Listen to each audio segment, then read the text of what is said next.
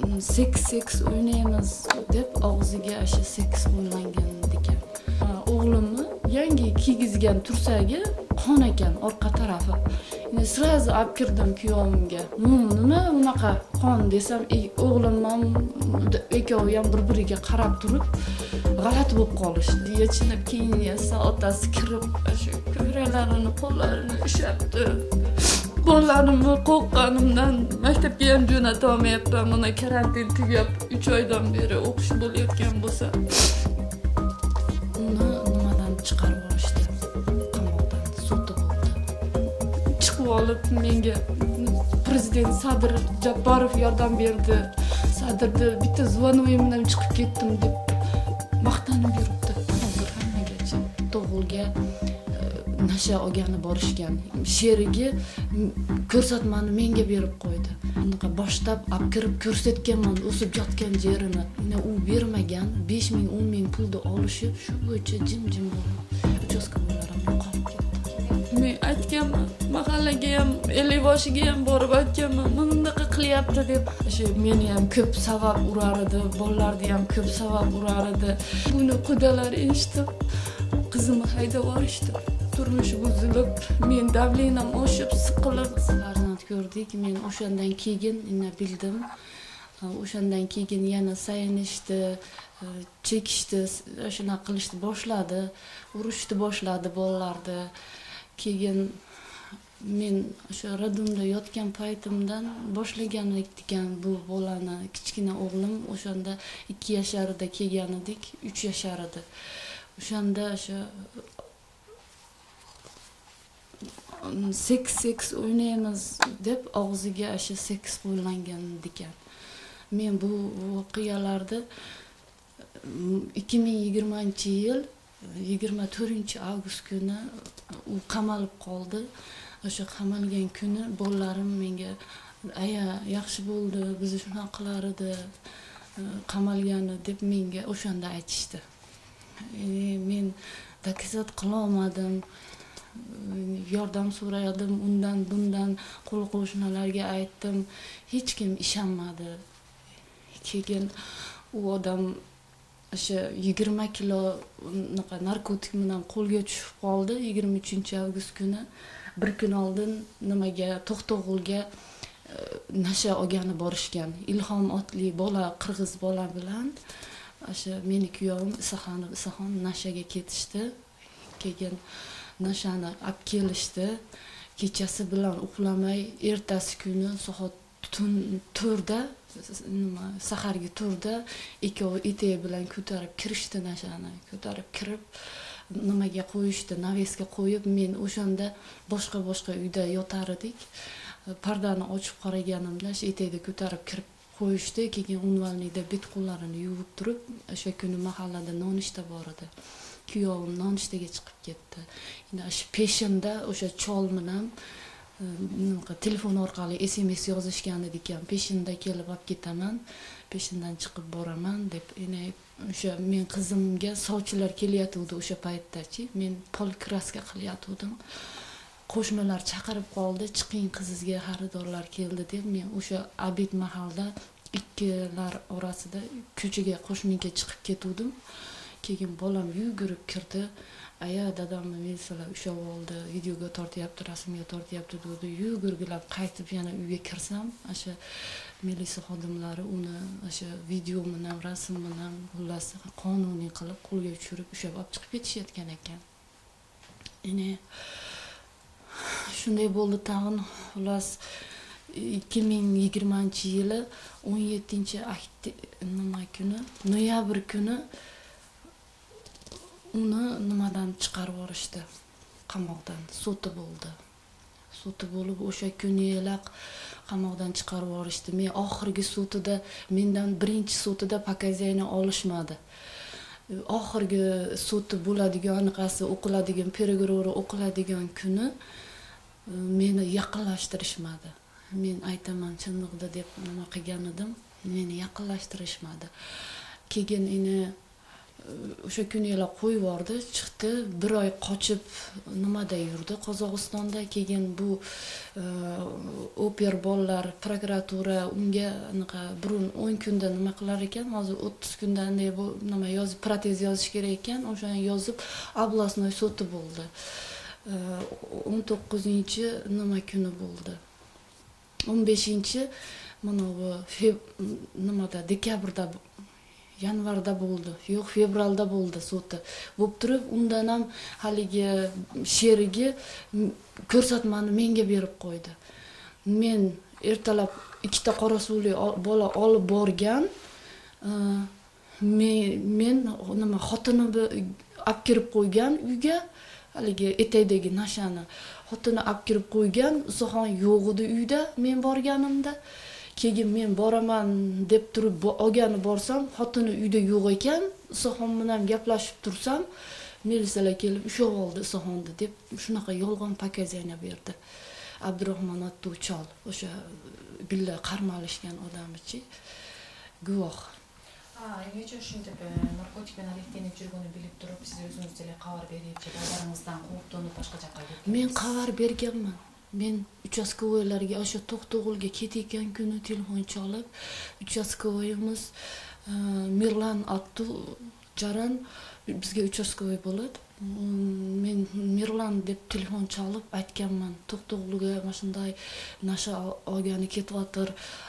Anan men uyda o'stirardi u narkotikni. Men o'sha uchastkovoylarni boshlab olib kirib ko'rsatganman o'sib yotgan yerini.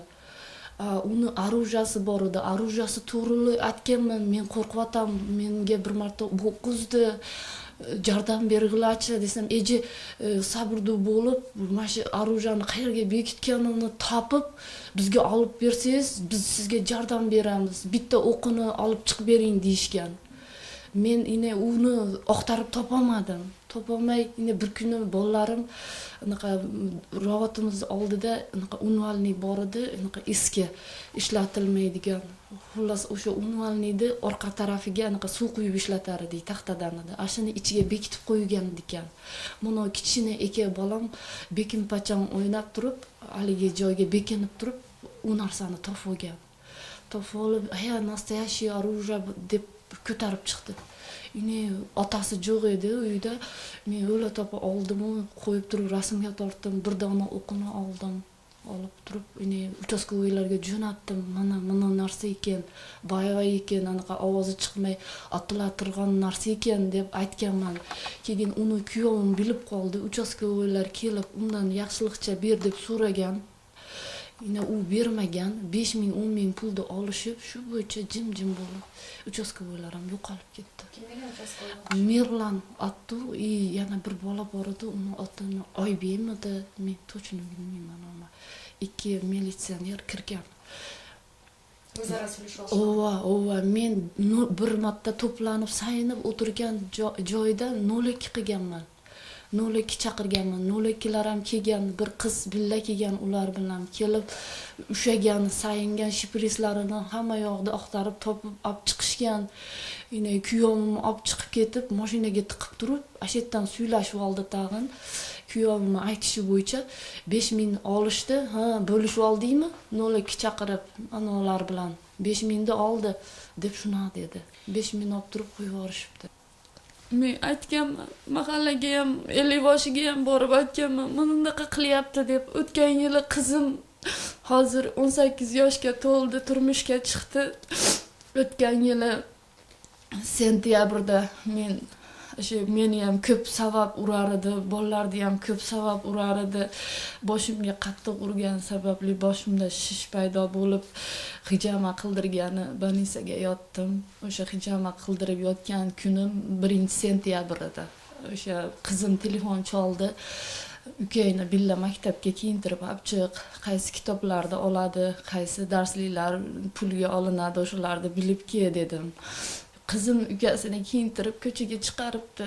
Chiqargandan keyin o'zi yechinib kiyinsa, otasi kirib, o'sha ko'kraklarini, qo'llarini ushlabdi. Keyin menga telefon chalgan degan qo'lidan telefonini olib majaqlab sindirib yuboribdi. menga bir ikki telefon chalgan ekan. Men licheyni olayotgan paytda bezuk qilib qo'ygan edim. Keyin qarab turib qilsam telefoni o'chiq chiqdi. Keyin qo'shninikiga chaldim. Iltimos olib kirib gaplashtirib qo'ying desam, olib kirib gaplashtiruvdi. Qizim meni aytdi. Aya meni shunaqa qildi. Tezda keling dedi. Men keldim, uyga kelib nima qilsam, dokazat qila olmaysan, dokazating yo'q dedi. O'shanda bir sira ajrab ketib qolganmiz biz. Ketib qoluvdik, keyin o'lay-bilay qaytib unaqa qilmayman deb yozma ravishda yozib bizga unaqa qilib xudoni o'rtaga qo'yib yana olib keldi. Olib kelib turib, o'sha 2020-yil avgustda keyin yana narkotikani bilan shunaqa shug'ullanib, har kuni olib kelar edi. Sheriklari bor. O'sha Ilhom, Husan, keyin Rashid deganlari bor. Ular kelar edi. Meni kuyovim anaqa yinani sayish bo'yicha specialist edi-da. Endi burun haligi ko'p ham hamma yo'qda ochiq aytmas edim qo'shnilarga. Endi meni sevmayam siri deb aytmas edim. O'sha uyga olib kirib olib, yo hammomga olib kirib hammasini yina sayar edi. Kuyovim shunaqa nima specialist edi-da. Tomirlari kuyib ketar ekan u. 7 yildan beri o'sha kichkinakay o'g'lini ham, qizini ham debdi. Buni qudalari eshitib, qizimni haydab yuborishdi. Turmush buzilib, men davlenam oshib, siqilib, uxlab qolgan. Qizim mana dori qutimda dorilarim bor edi. O'sha satrensenaga nimaga ichadigan dorilar bor edi. Ashuni ichib olibdi. Bo'yidan tushib qoldi. Hozir mana shu Islohon otli jaran bir ziyon yetkazmasligi uchun O'zbekistonga bansiga yetkazdik. Hozir o'sha davolanyapti. Men buni prokuraturaga yozganman. Prokuratura oblsodni yonidagi nimaga o'tkazdik dedi. Ularga kecha borsam, nimaga UDga o'tkazdik dedi. Keyingi juma xabar olasiz dedi. Shu uchalam billa bordi. Men bilan yozib berdi prokuraturaga. Mana shunday qilib, masofatda telefon chalib, mana kelindi bolalarini mana qilgan ekan, o'z og'zi bilan menga aytdi, men eshitdim deb yozib berdi. Siz jeyda javob berganda shoshib bolalaringizga shunday muomala jasab жатқанын bilmaydingizmi? Yo'q, men bilmaganman. 1-2 marta endi podozreniya bo'ldi. Men haligi qo'ya, unaqa qilmasa kerak deb turib haligi men o'zimdaqa o'yladim-da. Bunaqa qilmasa kerak deb shu bir marta Qozog'iston Federatsiyasida ishlar edik. Unda ham u uyda yotar edi. Men ertalab chiqib kechib kelar edim ishdan. Haftada bir kun dam olish edi.